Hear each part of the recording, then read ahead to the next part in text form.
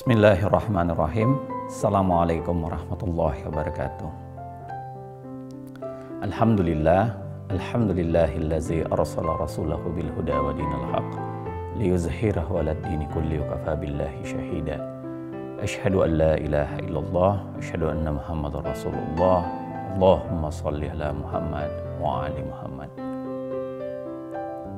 Pemirsa, dimanapun Anda berada, saya pada hari ini ingin membahas salah satu hal yang paling dekat dan utama dalam kaitan dengan bulan Ramadan, khususnya di pertengahan Ramadan. Salah satu hikmah di balik bulan Ramadan tentu saja adalah diturunkannya Al-Quran.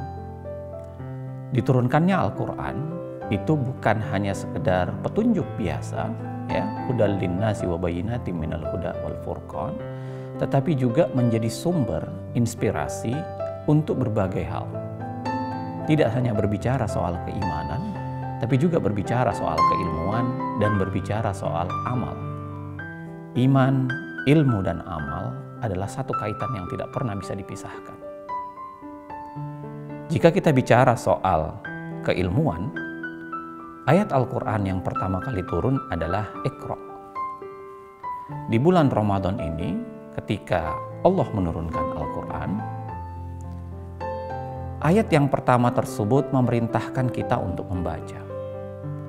Apa yang dibaca bukan hanya Al-Quran itu sendiri, bukan hanya buku-buku yang berkaitan atau kitab-kitab yang berkaitan dengan keagamaan, tapi segala hal yang berkaitan dengan kehidupan di muka bumi ini. Ilmu, baik ilmu sosial, ilmu agama, ilmu alam, dan ilmu apapun, itu harus diakses. Karena itu adalah sesuatu yang menyempurnakan cara pandang manusia terhadap kehidupan ini. Dengan ilmu, kita akan bisa menjawab persoalan-persoalan bangsa. Dengan ilmu, kita akan paham mana yang benar dan mana yang salah. Dengan ilmu, kita akan bisa membedakan sesuatu yang harusnya dilakukan dan sesuatu yang harusnya ditinggalkan. Ilmu itu menjadi barometer, menjadi parameter, pada saat yang sama menjadi alat ukur yang paling baik untuk, salah satu alat ukur yang paling baik untuk melihat apakah kita bisa lakukan sesuatu dengan benar dan baik. Selain ilmu, selain berbicara soal keilmuan, maka hal yang tidak bisa dipisahkan juga adalah iman.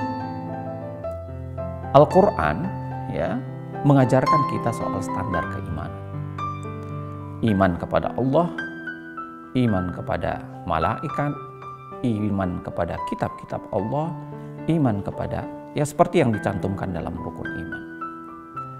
Iman ini bicara soal percaya. Dan kepercayaan ini dibangun tentu saja dengan banyak faktor. Bukan hanya perihal relasi, ya, manusia dengan makhluk, manusia dengan Tuhannya, tetapi juga relasi antara manusia dengan manusia. Percaya bahwa Allah memberikan batas, Allah memberikan garis yang harus dilakukan oleh manusia. Allah memberikan sesuatu yang benar yang seharusnya dilakukan oleh manusia dalam menjalani kehidupan di muka bumi ini. Dan yang terakhir, selain iman dan ilmu, tentu saja ada yang disebut dengan amal. Al-Quran juga memberikan petunjuk buat kita untuk melakukan sesuatu secara benar dan baik. Melakukan sesuatu secara pas dan menjadi barometer yang enak untuk kita lihat dalam pekerjaan-pekerjaan sehari-hari. Ada banyak kehidupan, ada banyak problem dalam kehidupan kita saat ini, ya. Ada problem korupsi misalnya, ada problem penegakan hukum yang tidak terlalu baik, ada problem COVID tentu saja, ada problem di mana kita berhadapan dengan realitas bahwa masyarakat mengalami kesusahan akibat COVID dan lain-lain sebagainya. Pada titik itu, iman, ilmu, dan amal sangat diperlukan. Kita harus bisa membangun cara pandang keilmuan yang baik untuk menjawab persoalan bangsa.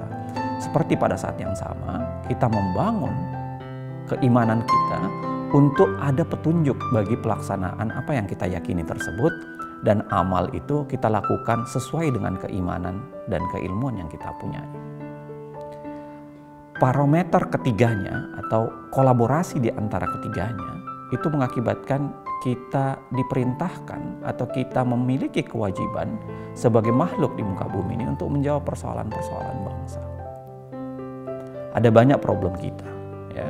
Misalnya dalam praktik korupsi. Korupsi seringkali terjadi karena beda antara keimanan, keilmuan, dan amal yang dilakukan.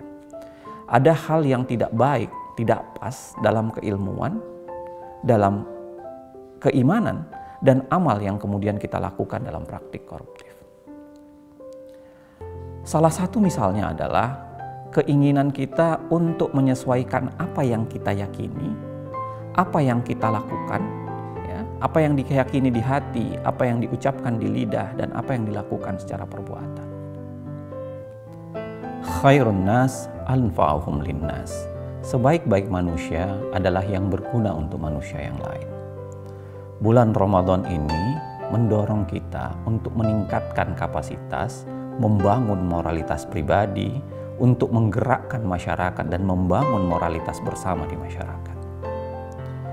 Praktik koruptif seperti yang saya sampaikan tadi selalu terbangun dari ketiadaan, satu di antara tiga yang ada. Begitu juga praktik terorisme, praktik merusak di muka bumi ini selalu terjadi karena kekurangan hal itu. Bulan Ramadan sekali lagi mendidik kita, mengasah kita bahwa kita harus paham ada namanya hukum dan ada namanya etik. Ada namanya moralitas dan ada namanya kapasitas dalam melihat suatu persoalan baik, benar, dan buruk. Dalam membawa moralitas kolektif, moralitas bersama, maka kadar keimanan, kadar keilmuan, dan kadar amal itu akan sangat mempengaruhi segala sesuatu yang ingin kita lakukan di muka bumi ini. Sobat-sobat sekalian, jemaah sekalian, apa yang ingin saya sampaikan sesungguhnya adalah bulan Ramadan saatnya untuk kita membangun kembali kesepakatan-kesepakatan fitrah kita sebagai manusia, kesepakatan kolektif kita dengan Tuhan, dan kesepakatan kolektif kita dengan manusia, bahwa ada sesuatu yang harus kita asah, kita kuatkan, dan kita perbaharui dalam bulan Ramadan. Kita perbaharui keilmuan kita kuatkan keilmuan kita bangun kekuatan yang lebih kuat untuk keimanan kita. Pada saat yang sama, kita melakukan amal-amal soleh yang itu kemudian berguna dalam membangun bukan hanya umat Islam, tapi terhadap seluruh umat manusia. Assalamualaikum warahmatullahi wabarakatuh.